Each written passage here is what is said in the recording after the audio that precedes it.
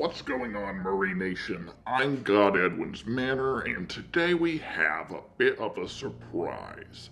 Well, first, an apology. That's right, I'm sorry. So very sorry.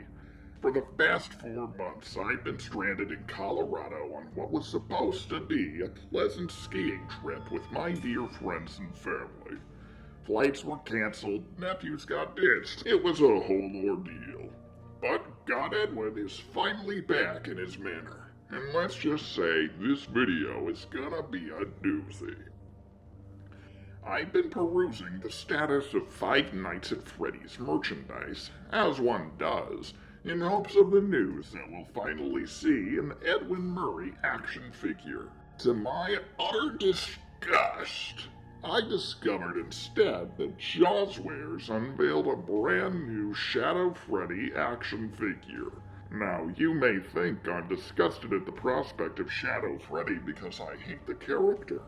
Au contraire, I'm disgusted because this completely derailed my plans for the next video. Why would this be an issue, God Edwin's Manor? It's just a little action figure. And that's where you're wrong, buccos.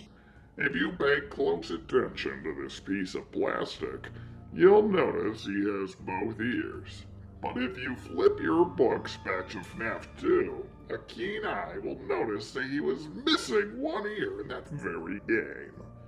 The same version of the character this figure is seemingly based on. This has major lore implications. You may dismiss this at first, but remember that the original Funko merchandise is canon to the Five Nights at Freddy's universe.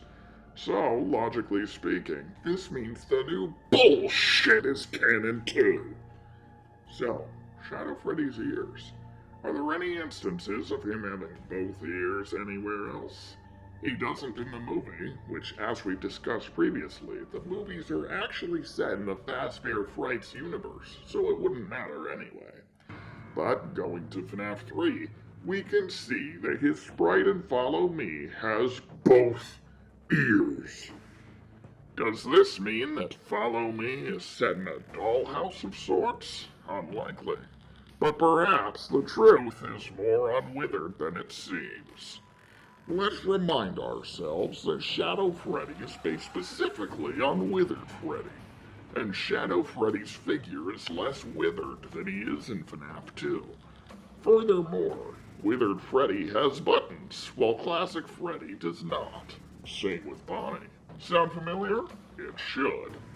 Follow Me is actually set in the secret Unwithered's location. What you see in that minigame is William Afton crafting the Withereds for the first time. Fazbear Entertainment tried to put the pieces back together, but eventually gave up in favor of the toys, which just so happened to be the other figures released in this merchandising wave.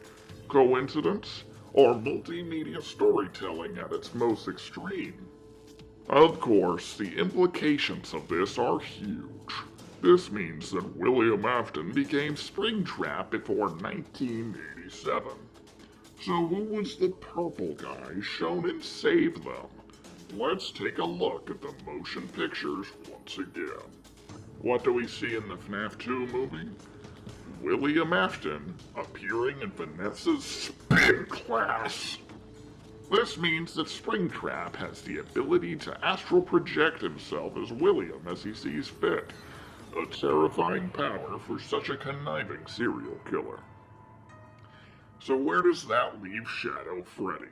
What are his motives? Well, let's just say, I don't think Shadow Freddy is as innocent as some may say.